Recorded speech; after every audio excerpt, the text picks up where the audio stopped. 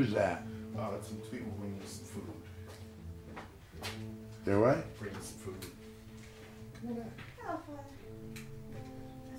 Who is it? We have your Meals on Wheels. Oh, good. Where would you like us In the to- refrigerator. Oh, you started it again.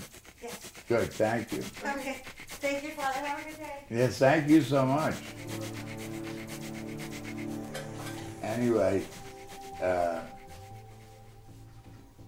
I can go on? Yeah. Okay. Oh,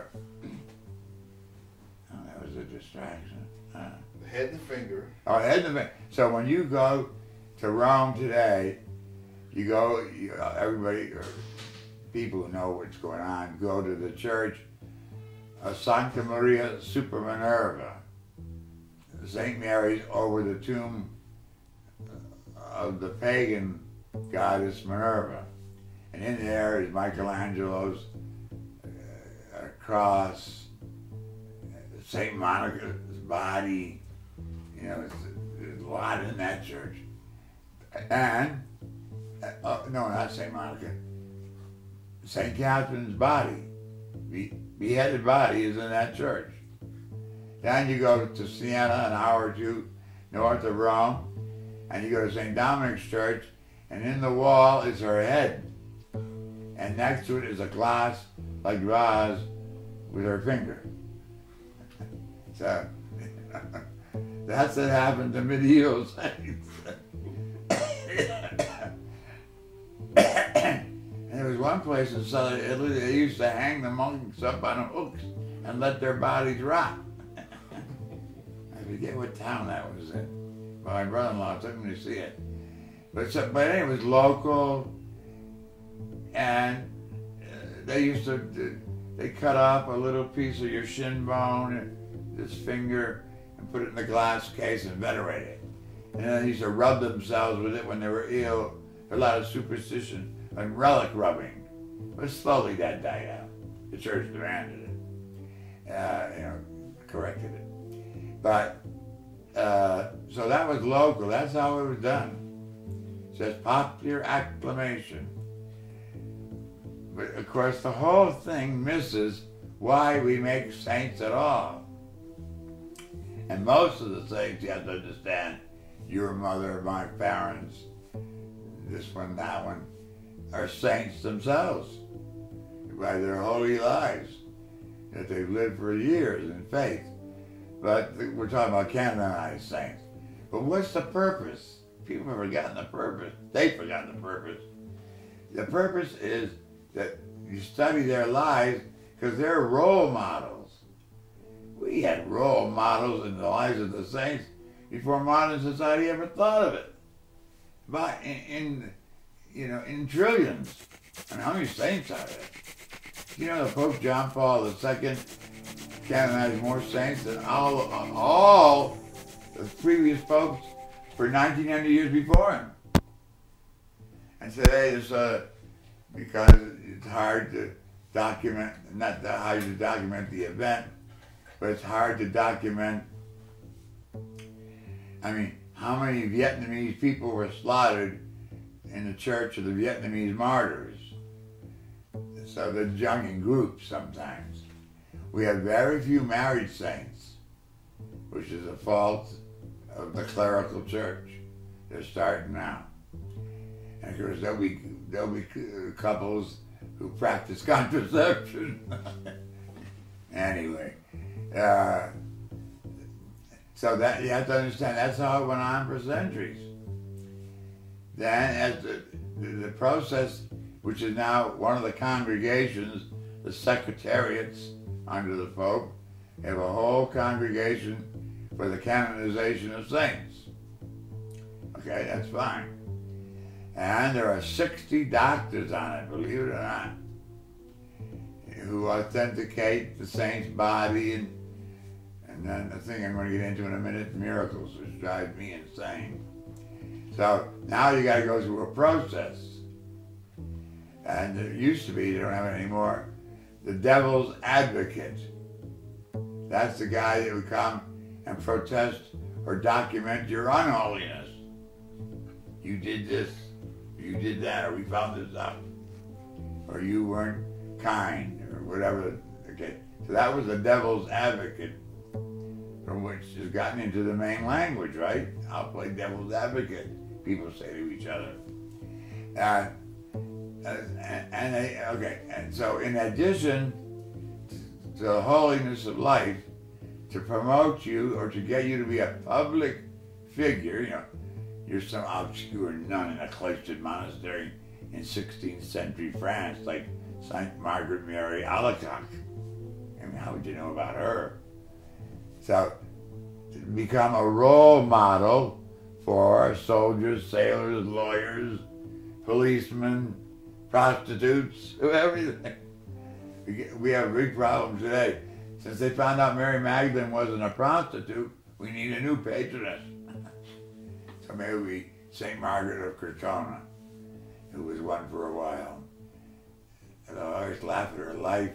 The rich man that took her to bed, one of them promised to marry her, but he never did. So she went and joined the convent and took her 8-year-old daughter with her. You know, in the 15th century. You know, the church has had its progressive moments. You know, a man can't go into a cloistered monastery ever. Even to anoint the dying. You got to bring the dying out. I guess they make exceptions for that. So now we have this whole process the last 600-700 years. So you have to testify, and you get all the relatives, of whoever is left, and all the people, and his writings, of course, and his letters, and everything down to your underwear. You can't believe the investigation that goes on.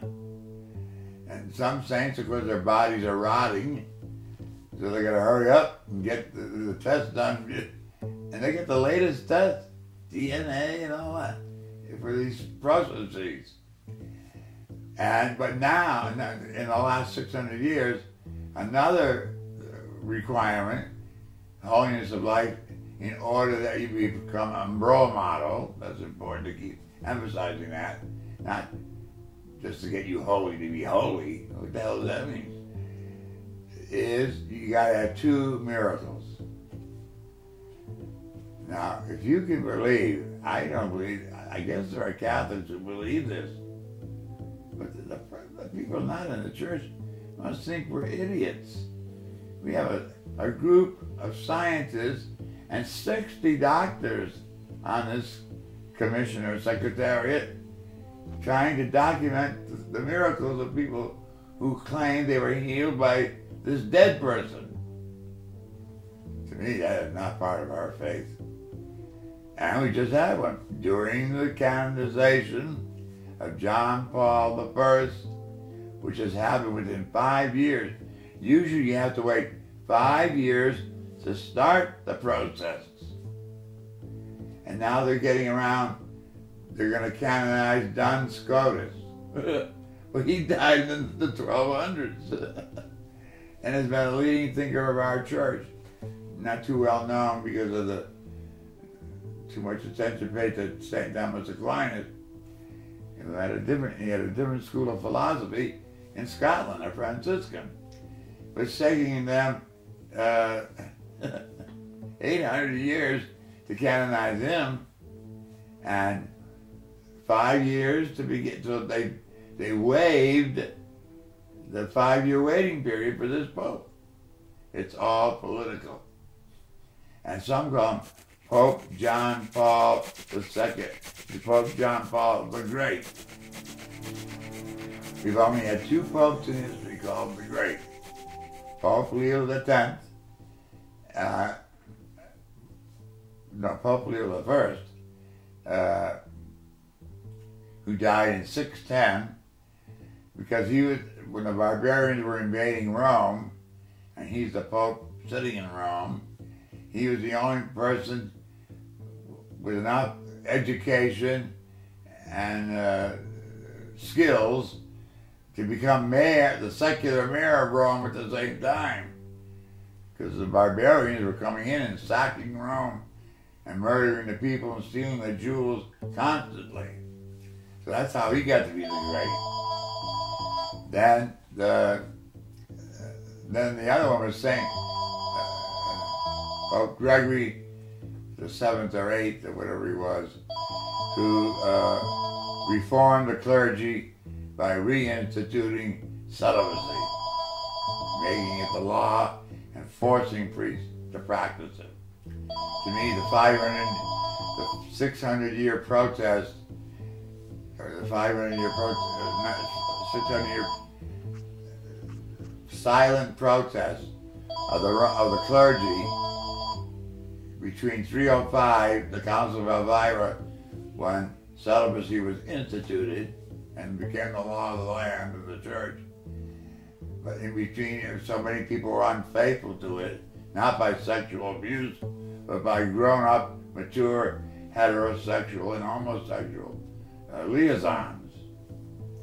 You know, at least they were that human. But again, they stopped it, went back to that practice in the 10th century or the 11th century, and celibacy again became mandatory for the Western clergy, not for the Eastern. They've always got married. In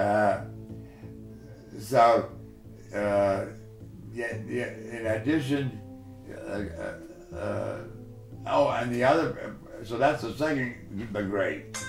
Now they're going to make him the great? I don't think so. And he was, what do you call it? He was beatified on my anniversary of ordination. I was privately insulted. Hello?